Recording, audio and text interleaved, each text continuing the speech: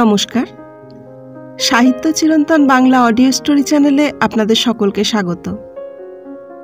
সাহিত্য চিরন্তনের আজকের নিবেদন উপেন্দ্রনাথ গঙ্গোপাধ্যায়ের লেখা অর্থম অনর্থম।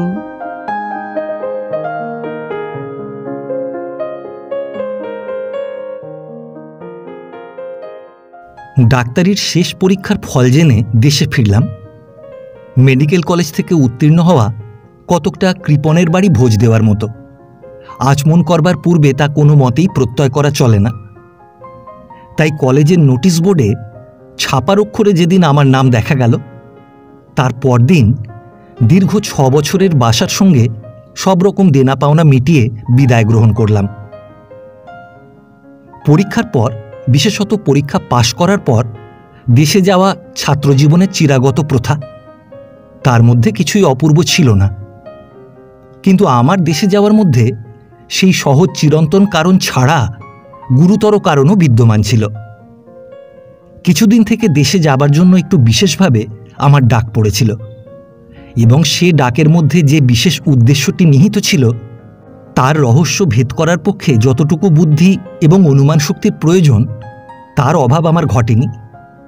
আমি বুঝেছিলাম বিবাহের জন্য আমার ডাক পড়েছে। যাঁরা আমাকে ডেকেছেন তাঁদের প্রতি অথবা তাঁদের ডাকার উদ্দেশ্যের প্রতি আমার বিন্দুমাত্র অশ্রদ্ধা ছিল না, কারণ মেডিকেল কলেজের 6 বছরের অনবসরের মধ্যে বিবাহ করব না এমন একটা লোমহর্ষণকারী কাব্য আমার চিত্তের মধ্যে প্রবেশ করবার সুবিধা খুঁজে পায়নি। শৈশব থেকে নিতান্ত সাদাসিধেভাবেই মানুষ হচ্ছিলাম।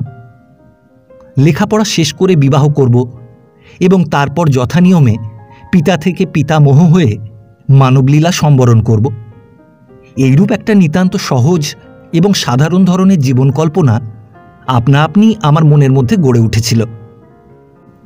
তাই প্রথম যেদিন মেডিকেল কলেজের ছাড়পত্র পেলাম, বিলম্ব না করে তার পরদিনই তল্পিতল্পা নিয়ে দেশে রওনা হলাম। দেশে এসে দেখলাম আমার অনুমান ভুল হয়নি, বিবাহই বটে। তবে শুধু বিবাহ বললে সবটুকু বলা হয় না, তার সঙ্গে আরও একটি বৃহত্তর এবং মহত্তর উদ্দেশ্য সফল হবার অপেক্ষায় ছিল। আমার পিতা দরিদ্রই ছিলেন এবং আমার ডাক্তারি পড়ার অমিত ব্যয়ভার বহন করে সে দারিদ্র্য হ্রাস পায়নি, তাও সত্য।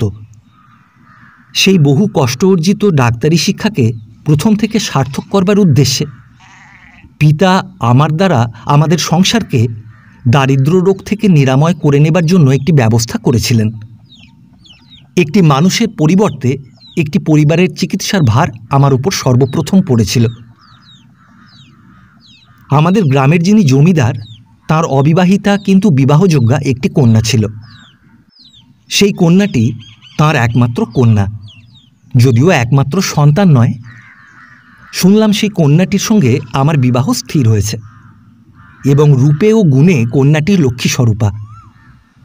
রূপে লক্ষ্মী সে কথা আমার শুনেই বিশ্বাস করতে ইচ্ছা হলো, কিন্তু গুণে যে লক্ষ্মী সে বিষয়ে সংশয়ের কোনো কারণ ছিল না।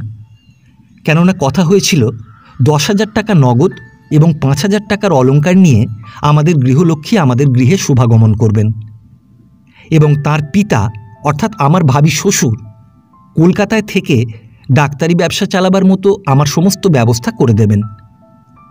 এমন কথাও নাকি তিনি বলেছিলেন যে যতদিন আমি স্বাবলম্বী না হব ততদিন তিনি আমাকে মাসোহারা দেবেন। আমার প্রতি এই বিপুল কৃপাবর্ষণ করবার কারণ এই যে তাহলে তার কন্যাটি পরের হাতে পড়েও পর হবে না, এবং যার হাতে পড়বে তার মতো দ্বিতীয় পাত্র আমাদের অঞ্চলে বের করা যে অসম্ভব তা শত্রুপক্ষেরও অস্বীকার করবার উপায় ছিল না। তখন অকাল চলছিল, তাই দিন 15 পরে কন্যাপক্ষ আমাকে আশীর্বাদ করে যাবেন কথা ছিল, এবং তার 10-15 দিন পরেই বিবাহ।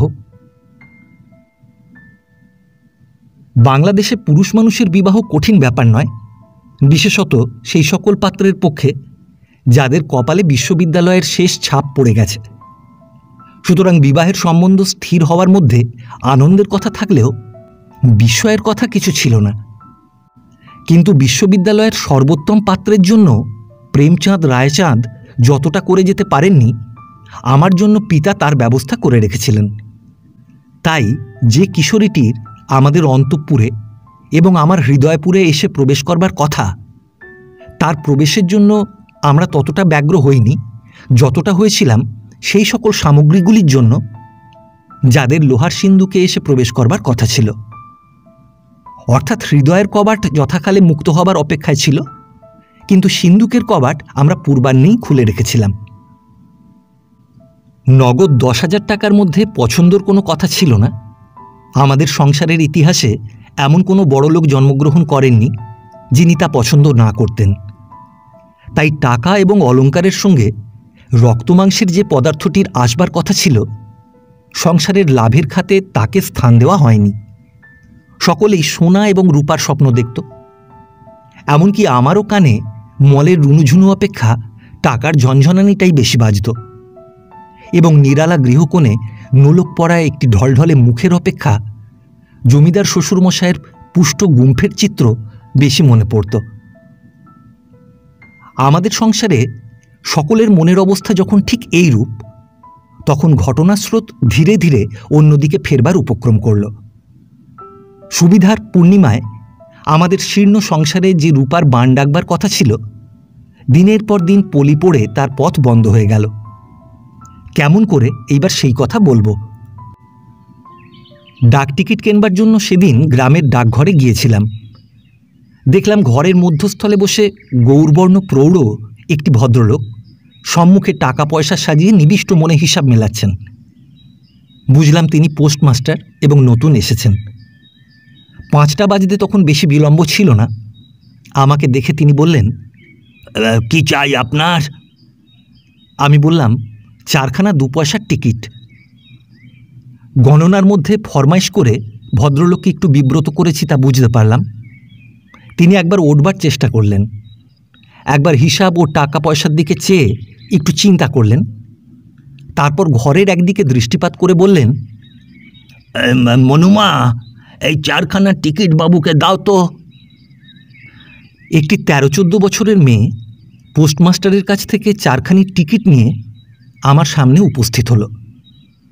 সহসা একটি প্রাপ্তবয়স্কা বালিকার সম্মুখীন হয়ে পড়ায় আমি হয়তো একটু থতমত খেয়ে গিয়েছিলাম, কিন্তু তার লজ্জা বা সংকোচের কোনো লক্ষণ দেখতে পেলাম না। সে আমার হাতে টিকিট কখানি দিয়ে তার বড় বড় চোখ দুটির গভীর দৃষ্টি আমার মুখের উপর স্থাপিত করে মূল্যের অপেক্ষায় চেয়ে রইল, এবং আমার কাছ থেকে মূল্য পাওয়া মাত্র মুহূর্তের মধ্যে পিতার টেবিলে তা স্থাপন করে ঘরের কোণে মিশে গেল। 2খানা পোস্টকার্ড কেনবারও প্রয়োজন ছিল, কিন্তু পুনরায় চাইতে পারলাম না। একটু সংকোচ বোধ হতে লাগলো। টিকিট নিয়ে বাড়ি ফিরলাম। 2 দিন পরে পুনরায় টিকিট কেনবার জন্য ডাকঘরে উপস্থিত হলাম। সেদিন পোস্টমাস্টার ব্যস্ত ছিলেন না, তিনি স্বয়ং টিকিট দিলেন। খামে টিকিট মেরে বাক্সর ভেতর ফেলে দিয়ে গৃহে ফিরব, এমন সময় বৃষ্টি এসে পড়ল। সেই স্বল্প পরিসর ডাকঘরের বারান্দায় অপেক্ষা করব, না গাত্রবস্ত্র মাথায় দিয়ে গৃহে ফিরব ইতস্তত করছি। এমন সময় পাশের ঘরের দ্বার খুলে পোস্টমাস্টার আহ্বান করলেন, আসুন, ভেতরে বসবেন, আসুন, বৃষ্টি থামলে যাবেন ক্ষণ। হ্যাঁ, আপনি ব্যস্ত আছেন, আপনার সময় নষ্ট করব না। আহা, সময় নষ্ট হবে না, আপনি 2 মিনিট বসুন, আমি মেল রওনা করে দিয়েই আসছি, তারপর আমার ছুটি। তখন বাইরে বৃষ্টি একটু জোরেই এসেছিল। আতিথ্য গ্রহণ ভিন্ন উপায়ান্তর ছিল না। ঘরের ভেতরে গিয়ে একটা চেয়ারের স্থান গ্রহণ করলাম। পোস্টমাস্টার আমার সামনে একখানা খবরের কাগজ এগিয়ে দিয়ে একটু উচ্চৈস্বরে বললেন, মনু, এখানে পান দিয়ে যাও মা। বলে তিনি মেল রওনা করতে চলে গেলেন। কিছু পরে পূর্বদিনের পরিচিত সেই মেয়েটি একটি ডিবায় কতগুলি পান আমার সামনে রেখে দিয়ে চলে গেল। তার আসা এবং যাওয়ার মধ্যে কোনো প্রকার সংকোচ বা চঞ্চলতার লক্ষণ প্রকাশ পেল না। যেমন সহজ তেমনি ধীর, গঠনটি ছিপছিপে, বর্ণটি অরুণাভ, এবং যতটুকু দেখতে পেয়েছিলাম মুখখানি ফুটন্ত ফুলের মতো ঢলঢলে। সবথেকে বেশি দৃষ্টি আকর্ষণ করে সমস্ত শরীর জুড়ে সহজ ঋজু ভঙ্গিখানি। খুব যে সুন্দরী তা নয়, কিন্তু দেখলে তখনই যে আবার দেখতে ইচ্ছে করে। একটা পান মুখে পুড়ে খবরের কাগজ পড়বার উদ্যোগ করছি, এমন সময় পোস্টমাস্টার মেল রওনা করে ফিরে এলেন। শিষ্টাচার এবং আপ্যায়নের উদ্দেশ্যে আমি কপট বিনয়ের ভঙ্গিতে বললাম, আপনাকে নিতান্ত বিব্রত করেছি। আরে তার চেয়েও বিব্রত আপনাকে করতাম যদি এই বৃষ্টিতে আপনাকে ছেড়ে দিতাম। কিন্তু এই বৃষ্টি মাথায় করে গিয়েও যদি আপনার বিশেষ কোনো সুবিধা বা উপকার হতো, তাহলে বলতে হবে আমি আপনাকে বিব্রত করেছি। তিনি উচ্চৈস্বরে হাসতে লাগলেন। যখন দেখা গেল কেউ কাউকে বিব্রত করিনি, তখন পোস্টমাস্টার বেশ জমিয়ে গল্প আরম্ভ করলেন। বাইরে বৃষ্টিও বেশ জমে এসেছিল। পোস্টমাস্টার এবং স্কুলমাস্টার সম্বন্ধে আমার প্রায় অভিন্ন সংস্কার ছিল। উভয়ের কথা মনে হলেই নিরীহ অথচ রুক্ষ স্বভাবের প্রাণীর কথা আমার মনে হতো। এর সঙ্গে অল্পক্ষণ কথাবার্তার পরেই আমি বুঝতে পারলাম ইনি দল ছাড়া লোক। রুক্ষ তো নিশ্চয়ই নন, বাক্যে এবং ব্যবহারে এর মতো মসৃণ ব্যক্তি আমি দ্বিতীয় দেখেছি বলে মনে পড়ে না। এবং নিরীহ শব্দ যে অর্থে ব্যবহার করেছি তাও এর ওপর প্রয়োগ করা কোনো মতে চলে না। বাইরে বৃষ্টি বোধহয় থেমে গিয়েছিল, কিন্তু আমার সেদিকে মন ছিল না। আমি তন্ময় হয়ে পোস্টমাস্টারের গল্প শুনছিলাম। নিত্যকার জীবনের তুচ্ছ সুখ দুঃখের সাধারণ গল্প তিনি করছিলেন, কিন্তু তাতেই আমার মন এমন বসে গিয়েছিল যে আমাদের কথাবার্তার মধ্যে কোন সময় পোস্টমাস্টারের কন্যাটি ঘরে প্রবেশ করে এক কোণে টেবিলের সম্মুখে একখানি বই নিয়ে বসেছে তা আমি লক্ষ্যই করতে পারিনি। পাশ থেকে তার মুখের একটা দিক দেখা যাচ্ছিল এবং কেরোসিন ল্যাম্পের উজ্জ্বল প্রভায় সেই আধখানি দেখা মুখ একটি কমনীয় স্মৃতিতে মণ্ডিত হয়ে উঠছিল। এই মেয়েটি আমার কাছে একটি রহস্যের মতো হয়ে উঠছিল। সে যে পোস্টমাস্টারের কন্যা তা অনুমান করে নিয়েছিলাম, কিন্তু শুধু সেই পরিচয়ই নিবৃত্ত হতে পারছিলাম না। ইচ্ছা হচ্ছিল পোস্টমাস্টারকে জিজ্ঞাসা করে তার সকল সংবাদ অবগত হই, কিন্তু কোনো মতেই তা পেরে উঠছিলাম না। আমার নিজের বিবাহের বয়স উপস্থিত হয়েছে এবং অবিবাহিত জীবনের সীমা অতিক্রম না করায় এখনও নাবালকের শ্রেণীভুক্ত হয়ে রয়েছি, এরূপ একটা অপরাধের জ্ঞান মনের মধ্যে সজাগ থাকায় একটি প্রাপ্তবয়স্কা এবং সুন্দরী বালিকার কথা উত্থাপন করতে বাধো ঠেকছিল। মনে হচ্ছিল তাহলে তখনই বিশ্ব সংসার মনে মনে নিশ্চয়ই আমাকে সন্দেহ করে বসবে। কিন্তু কিছু পরে পোস্টমাস্টার স্বয়ং কন্যার কথা তুললেন। সেইটিই তার একমাত্র দুহিতা এবং একমাত্র সন্তান। মাতৃহীনা হওয়ার পর থেকে তাকে পিতা এবং মাতা উভয়ের স্থান গ্রহণ করতে হয়েছে। কিন্তু মেয়েটি যেমন ক্রমশ বড় হয়ে উঠছে, ততই যেন তাদের মধ্যে সম্পর্কটা বিপরীত হয়ে দাঁড়াচ্ছে। তাই তিনি মা ভিন্ন অপর সম্বোধন বড় একটা ব্যবহার করেন না বলে হাসতে লাগলেন। একজন অপরিচিত ব্যক্তির সামনে নিজের বিষয়ে এরূপ অবাধ আলোচনা আরম্ভ হলো দেখে মনু, পরে জেনেছিলাম মনোরমা, একটু যেন বিব্রত হয়ে উঠল এবং দু একবার একটু নড়ে চড়ে ইতস্তত করে পালিয়ে বাঁচল। প্রসঙ্গ ওঠায় আমি সাহস করে বললাম, এই মেয়েটি যখন বিবাহের পর শ্বশুরবাড়ি যাবে তখন দেখছি আপনার দিন কাটানো ভার হবে। পোস্টমাস্টার আমার কথা শুনে হাসতে লাগলেন, বললেন, সে দুঃখ তো পরের কথা, তার জন্যে তত ভাবনা হয় না। সেই দুঃখ ভোগ করবার অবস্থায় কি উপায় উপস্থিত হব তাই হয়েছে এখনকার ভাবনার কথা। আহার করলে বদহজম হবার ভয় তো আছেই, কিন্তু সেই আহার্য সংগ্রহ করবার জন্য দুশ্চিন্তা তার চেয়ে কম প্রবল নয়। আমি বললাম, কিন্তু আপনার এই মেয়েটির পক্ষে সে ভাবনার কোনো কারণ নেই বলেই আমার মনে হয়। আপনার মেয়েকে দেখলে কেউ অপছন্দ করবে না। আপনি যে কথা বলেছেন সে কথা বাংলাদেশের পক্ষে খাটে না।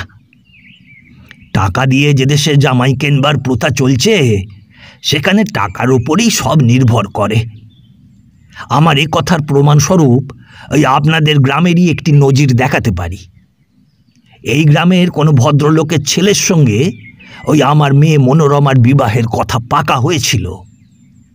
পাত্রের দামও স্থির হয়েছিল ৩,০০০ টাকা। ছেলেটি তখন ডাক্তারি পরীক্ষা দেবার জন্য কলকাতায় ছিল বলে আমি আমার একজন বন্ধুকে চিঠি লিখে দিই। সে মেসে গিয়ে ছেলে দেখে এসে আমাকে জানায় যে পাত্রটি ভালো, দরে বিকোবারই যোগ্য। কাজেই আমার মতো লোককে ৩,০০০ টাকাতেও রাজি হতে হয়েছিল। সমস্তই ঠিক হয়ে গেল, শুধু পাত্র এলে উভয় পক্ষে আশীর্বাদ হয়ে যাবে।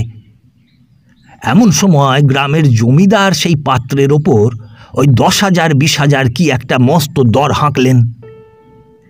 কথার মূল্যের চেয়ে চাঁদির মূল্য ঢের বেশি। কাজেই কথা যা ছিল তা বদলে যেতে কিছুমাত্র বিলম্ব হলো না। পাত্রের পিতা আমাকে লিখলেন তিনি দুঃখিত কিন্তু অক্ষম।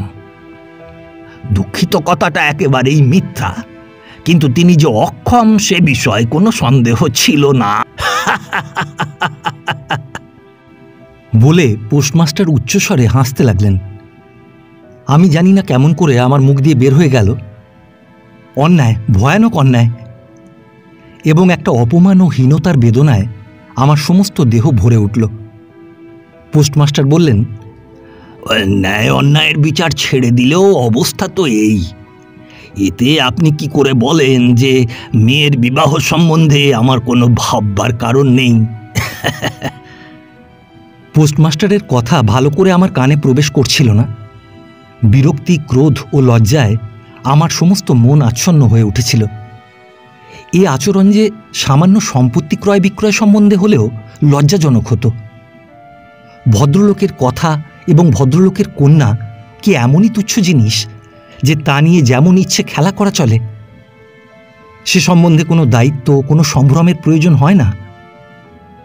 পিতার এই ব্যবহার স্মরণ করে যতই মর্মাহত হতে লাগলাম, মনোরমার সকরুণ মূর্তিখানি ততই আমার মর্মের মধ্যে অধিকার স্থাপন করতে লাগল।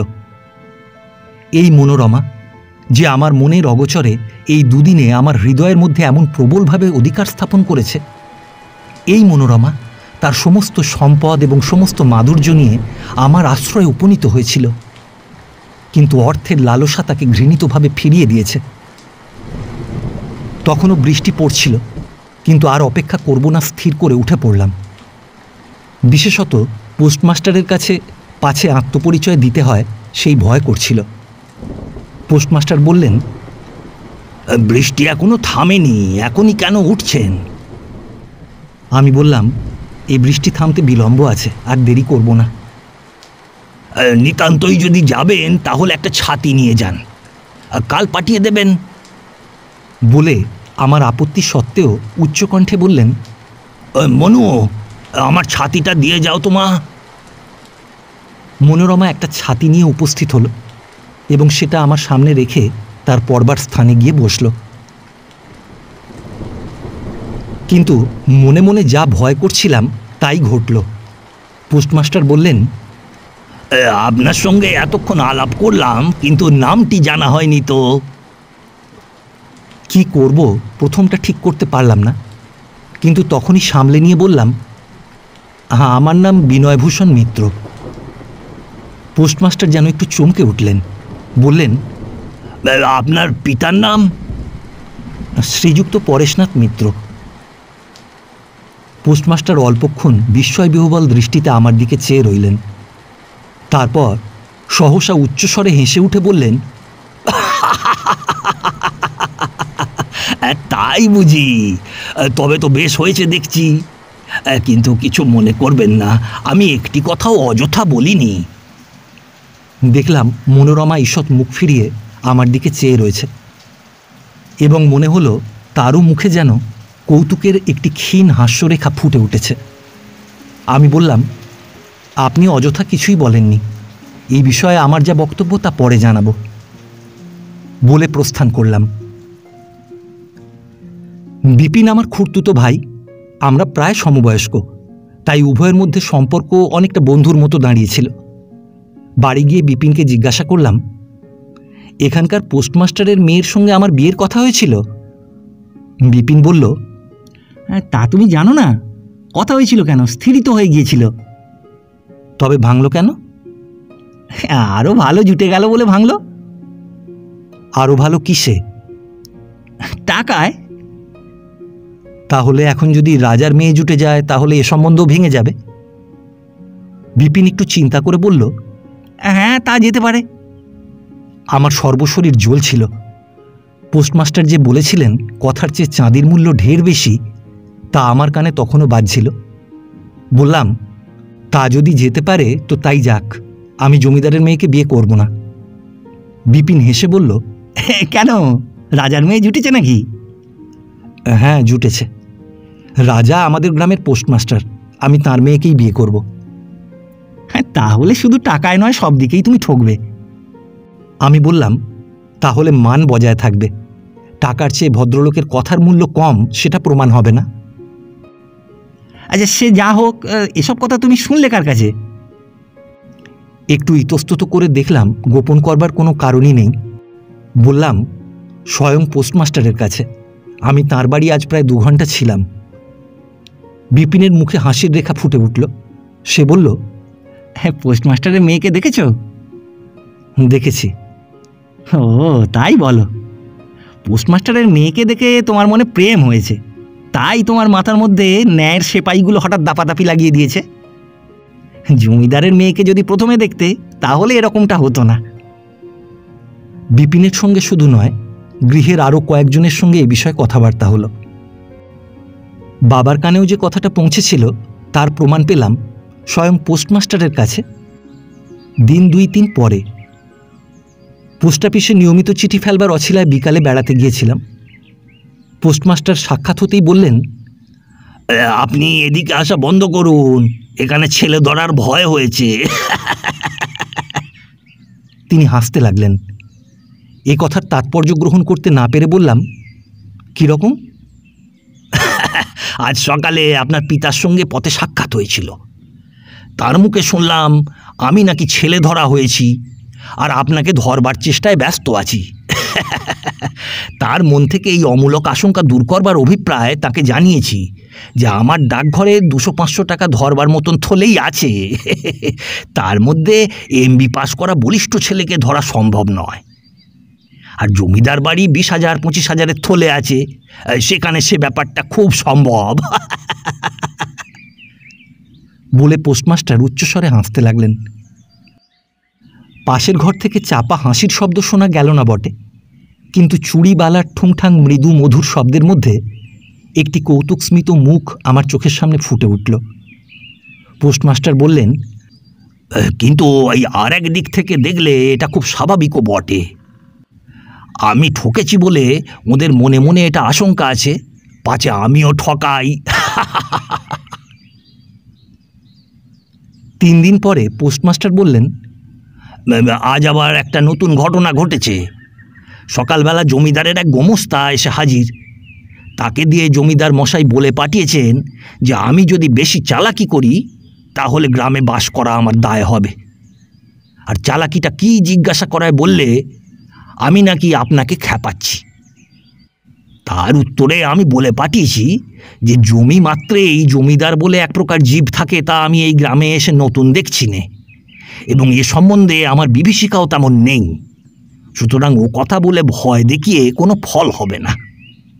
তার চেয়ে জমিতে আর এক প্রকার জীব চলে বেড়ায়, তার শিং দেখলে অনেক সময় বাস্তবিক ভয় হয়।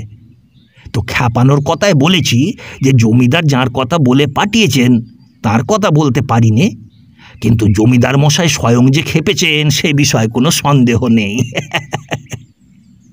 আমি বললাম, এ কথা বলে আপনি জমিদারকে ক্ষমা করেছেন মাত্র, তার ঔদ্ধত্যের কোনো দণ্ডই দেওয়া হয়নি।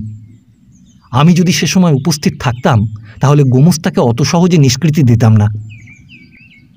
পাশের ঘরে চুড়িবালার ঠুংঠাং শব্দ আজও বেজে উঠল, এবং আমার মনে হলো যেন তা অত্যন্ত প্রসন্ন সুরে। পোস্টমাস্টার বললেন, রামচন্দ্র, ঝগড়া করে কি হবে? ও একটা পরিহাসের মতো করে জবাব দেওয়া গেল।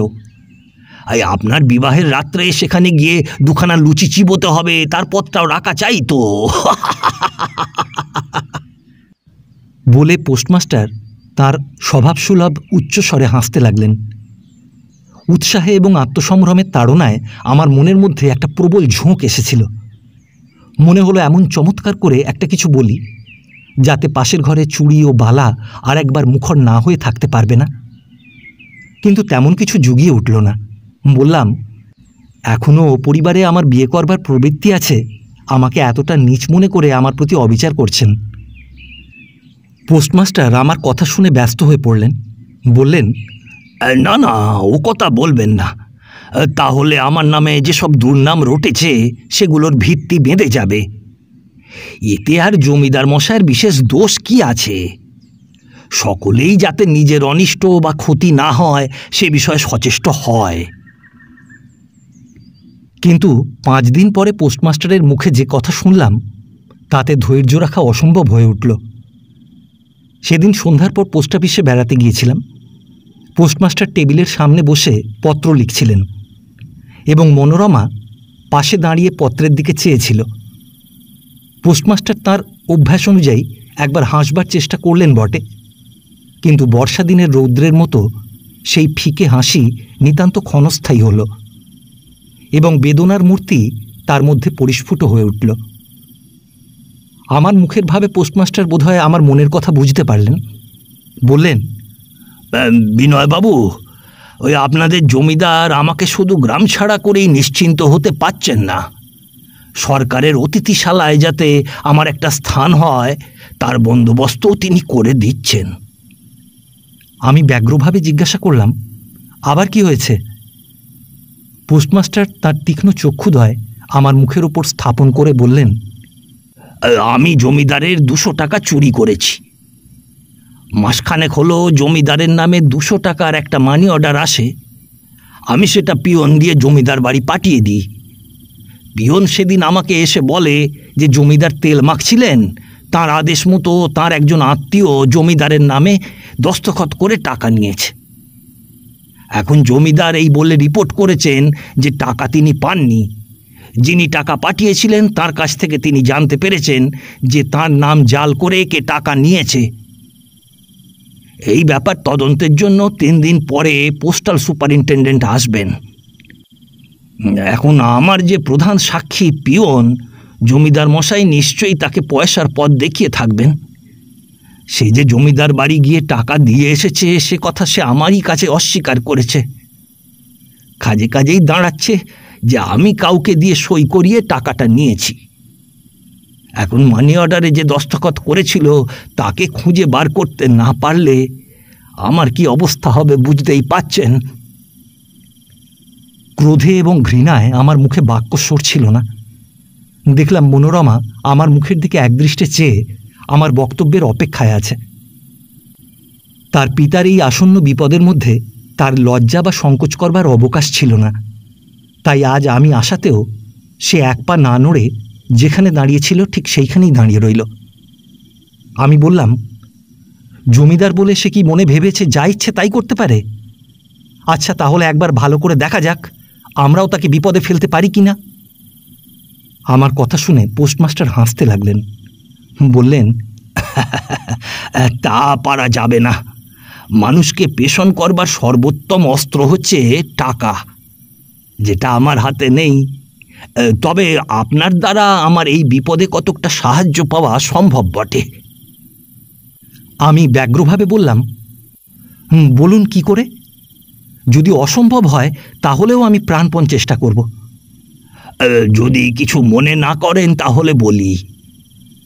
না বললেই মনে করব যে এখনো আমাকে পর মনে করছেন। আমার মনে হয় আপনি জমিদারের মেয়েকে বিবাহ করতে অমত জানিয়ে থাকবেন, তাই আমার ওপর এইসব উৎপীড়ন আরম্ভ হয়েছে। আপনি যদি সেখানে বিয়ে করতে স্বীকৃত হন এবং যতদিন বিয়ে না হয় শুধু ততদিন যদি আমাদের সম্পর্ক ত্যাগ করেন তাহলে বোধহয় কোপটা অনেক কমে যায়। আপনাকে আমাদের নিতান্ত আত্মীয় বলে মনে করি বলেই এই কথা অকপটে বলতে সাহস করলাম। পোস্টমাস্টার এই অনুরোধ করবেন জানলে আমি প্রতিজ্ঞাবদ্ধ হতাম না, কিন্তু তার অনুমানে কোনো ভুল ছিল না। প্রত্যক্ষভাবে না হলেও পরোক্ষভাবে আমি যে তার সমস্ত বিপদের মূলে ছিলাম সে বিষয়ে সন্দেহ ছিল না। কিন্তু অপরকে বিপদ থেকে পরিত্রাণ করবার জন্য নিজেকে এতটা বঞ্চিত করবার শক্তি এবং আগ্রহ আমার ছিল না। বললাম, আপনাদের সম্পর্ক ত্যাগ করলে যদি আপনাদের সুবিধার কোনো সম্ভাবনা থাকে, আমি এখনই তাতে রাজি আছি। কিন্তু জমিদারের মেয়েকে বিয়ে করব না, তা আমি স্থির করেছি। সুতরাং সেই প্রকারে আপনার কোনো উপকারে আসতে পারলাম না বলে আমাকে ক্ষমা করবেন। পোস্টমাস্টার বললেন, আপনার ইচ্ছার বিরুদ্ধে কোনো কাজ করিয়ে নিয়ে নিজের সুবিধা করে নেব, এতটা অবুঝ আমি নই। তবে এ কথাও আমি আপনাকে অকপটে জানাচ্ছি যে আমি নিপীড়িত হচ্ছি বলেই যে আপনাকে ক্ষতিগ্রস্ত হতে হবে তার কোনো কারণ নেই। জমিদার বাড়িতে বিয়ে করলেও আপনাকে এই গ্রামের মধ্যে আমাদের একজন হিতৈষী বন্ধু বলেই জানব। আমি বললাম, আমি যে আপনাদের হিতৈষী, আপনাদের সঙ্গে জমিদারের বিরুদ্ধে দাঁড়িয়েই আমাকে তার পরিচয় দিতে দিন। জমিদারের মেয়েকে বিয়ে করে আমি সেই পরিচয় দিতে চাইনি। সেজন্য আপনাদের সঙ্গে আমি সমস্ত নির্যাতন সহ্য করতে প্রস্তুত আছি। পোস্টমাস্টার বললেন, শুধু আপনি হলে আমার কোনো সংকোচ থাকতো না, কারণ আপনার পরিচয় প্রথম দিনেই পেয়েছি। কিন্তু ও বিষয়ে আপনাদের সমস্ত পরিবারের স্বার্থ জড়িত। আমি যদি কোনো প্রকারে আপনাদের সংসারের ক্ষতির কারণ হই, তাহলে আমি নিতান্তই দুঃখিত হব। তাছাড়া আমার নিজের স্বার্থ এর সঙ্গে জড়িত রয়েছে। জমিদারের মেয়েকে আপনি বিয়ে করলে হয়তো আমাদের উপর জমিদারের আক্রোশ কমে যাবে। আমার জন্য আমি একটুও ভাবিনি। কষ্ট পাবার ভয়ে দুর্বৃত্তের কাছে নত হব, এত দুর্বল আমি নই। আমি ভাবি শুধু মনুমার জন্যে। ধরুন আমার যদি জেল হয়, মনু কার কাছে গিয়ে দাঁড়াবে? চেয়ে দেখলাম মনোরমার চোখ দুটি সজল হয়ে উঠেছে এবং তার সকরুণ মুখে একটা ভাষাহীন মর্মান্তিক বেদনা ফুটে উঠেছে। মনে হলো তার আকুল দৃষ্টি যেন বাহুর মতো আমাকে জড়িয়ে ধরে বলছে, ওগো আমাদের বাঁচাও, বাঁচাও, এই বিপদে তুমি একমাত্র আমাদের বন্ধু। সহানুভূতির তীব্র উত্তেজনা আমার মনকে যেন একটা নেশার মতো চেপে ধরল। মাতালের মতো লজ্জা, সংকোচ, দ্বিধা কিছুই রইল না। অসংলগ্ন ভাষায় অসম্বন্ধভাবে কতগুলি কি বকে যখন চুপ করলাম, দেখলাম মনোরমার দুঃখ পাংশু মুখখানি লজ্জায় গোলাপ ফুলের মতো টকটকে হয়ে উঠেছে এবং পোস্টমাস্টার সকৃতজ্ঞ আনন্দে আমার হাত চেপে ধরে বলছেন, তাহলে জেলে গেলেও আমার কোনো দুঃখ থাকবে না। সেদিন গৃহে ফিরতে রাত্রি অনেক হয়ে গেল। বাড়ি এসে বিপিনকে আনুপূর্বিক সমস্ত কথা খুলে বললাম। বিপিন সমস্ত শুনে বলল, হ্যাঁ দেখো, আমার সম্পূর্ণ সহানুভূতি আছে, কিন্তু আমার দ্বারা তুমি কি কাজ নেবে বলছো? আমি বললাম, তুমি পিয়নকে ঠিক করবে, সে যাতে মিথ্যা কথা না বলে তার ব্যবস্থা করবে। এর জন্য যদি 1000 টাকা খরচ করতে হয় তাও করা যাবে। তাকে বলতে হবে সে জমিদার বাড়ি গিয়ে টাকা দিয়ে এসেছে এবং যে সই করে টাকা নিয়েছে তার নাম আমাদের বলে দেবে কিংবা তাকে দেখিয়ে দেবে। বিপিন বলল, হ্যাঁ আচ্ছা, সে চেষ্টা আমি সাধ্যমতো করব, কিন্তু অত টাকা তুমি পাবে কোথায়? সে টাকা পোস্টমাস্টার দেবেন। আমি তাকে বলেছি যে টাকা পিয়নের জন্য খরচ করতে হবে, শুধু সেই টাকাটাই আমি বিবাহের যৌতুক বলে গ্রহণ করব। বিপিনের মুখে দুষ্টুমির হাসি দেখা দিল। আমি বললাম, হাসছো যে? বিপিন বলল, একটা গান মনে পড়ছে, প্রেমের ফাঁদ পাতা ভুবনে কে কোথা ধরা পড়ে কে জানে। জমিদার বাড়িতে ধরা না পড়ে পোস্ট অফিসে তুমি ধরা পড়বে তা কে জানতো বলো? কিন্তু আমাদের যে 10-15 হাজার টাকা লাভের পথ তুমি বন্ধ করলে, সেই ক্ষতিপূরণ কীরকম করে হবে শুনি? আমি বললাম, তোমাদের ইজ্জত নষ্ট না হতে দিয়ে। পরদিন প্রাতে পিতা আমাকে ডেকে বললেন, আজ বিকালে তুমি কোথাও বেরিও না, জমিদার মশাই তোমাকে আশীর্বাদ করতে আসছেন। এতদিন পিতার সঙ্গে প্রত্যক্ষভাবে ও বিষয়ে আমার কোনো কথাবার্তা হয়নি, কিন্তু একদিন যে হবে তা আমি জানতাম এবং সেজন্য প্রস্তুত ছিলাম। আমার যা বক্তব্য তা সংক্ষেপে এবং সবিনয়ে নিবেদন করলাম। আমার নির্লজ্জতা শুধু পিতাকে নয়, আমাকেও বিস্মিত করেছিল। বাল্যকাল থেকে গুরুজনকে যে ভক্তির 10 গুণ ভয় করে এসেছে, সহসা তার পক্ষে এতটা স্বাধীন হয়ে ওঠা কম বিস্ময়ের কথা নয়। আমার কথা শুনে পিতা ধীরভাবে বললেন, তুমি তো বলছো জমিদার অত্যাচারী লোক, তার সঙ্গে সম্পর্ক স্থাপন করা উচিত নয়। কিন্তু সেই অত্যাচারী লোক যদি হঠাৎ পোস্টমাস্টারকে ছেড়ে তোমার বাপের বিরুদ্ধে লাগে, তখন তুমি তোমার বাপকে জেলে যেতে দেখে নিশ্চিন্ত থাকতে পারবে তো? আমি বললাম, অত্যাচারী লোক কখন অত্যাচার করবে সেই ভয় তাকে ঘৃণা না করা দুর্বলতা। পিতা বললেন, তোমার সঙ্গে তর্ক করবার প্রবৃত্তি আমার নেই। তোমাকে 5 দিন সময় দিলাম। তুমি সমস্ত বিবেচনা করে তোমার মত আমাকে জানিও। তারপর আমিও আমার কর্তব্য ভেবে দেখব। আজ আমি তাদের মানা করে পাঠাচ্ছি। পিতার কাছ থেকে কতকটা সহজে পরিত্রাণ পেলাম বটে, কিন্তু গৃহের অপরাপর আত্মীয়বর্গের অত্যাচারে অস্থির হয়ে উঠলাম। রাজার চেয়ে পেয়াদার জুলুমটাই বেশি হয়, বিশেষত যখন তা রাজইঙ্গিতের অধীন হয়ে চলে। রোগের কঠিন অবস্থায় যেমন মুরগির ঝোল থেকে আরম্ভ করে চরণামৃত পর্যন্ত নির্বিচারে একসঙ্গে চলতে থাকে, তেমনি আমার উপর স্তুতি এবং নিন্দা, অনুরোধ এবং অনুযোগ যুগপৎ চলতে লাগল। কেউ রাজ্যের প্রলোভন দেখালো, কে বা রাজকন্যার কথা বলল, কেউ দেখালো রাজা তুষ্ট হলে কত সুবিধা হবে, এবং কেউ বোঝালো রাজা রুষ্ট হলে ভয়ানক বিপদ। কিন্তু বিকার আমাকে এমনই প্রগাঢ়ভাবে পেয়ে বসেছিল যে কোনো উপায়ই আমার চৈতন্য ফিরে এলো না। 5 দিনের মধ্যে যেদিন 2 দিন বাকি, সেদিন দ্বীপ্রহরের ডাকঘরের একজন পিয়ন আমার নামে একটা চিঠি নিয়ে এলো। খুলে দেখলাম পোস্টমাস্টার লিখেছেন, আমার ভয়ানক বিপদ, দয়া করে পত্রপাঠ একবার আসবেন।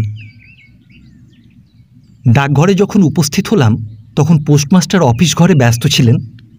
আমি এসেছি শুনে তিনি আমার কাছে উপস্থিত হয়ে আমার হাত চেপে ধরলেন। আমি বললাম, কি হয়েছে? পোস্টমাস্টার বললেন, আজ সকালে সুপারিনটেন্ডেন্ট এসেছে, তার সঙ্গে 2-3 দিন ধরে বোঝাপড়া চলছে। আমার তো এক মুহূর্ত সময় নেই, এর মধ্যে বিপদের ওপর বিপদ। কাল থেকে মনুর খুব জ্বর হয়েছে, বুকে এত বেদনা যে কথা কইতেও তার লাগছে।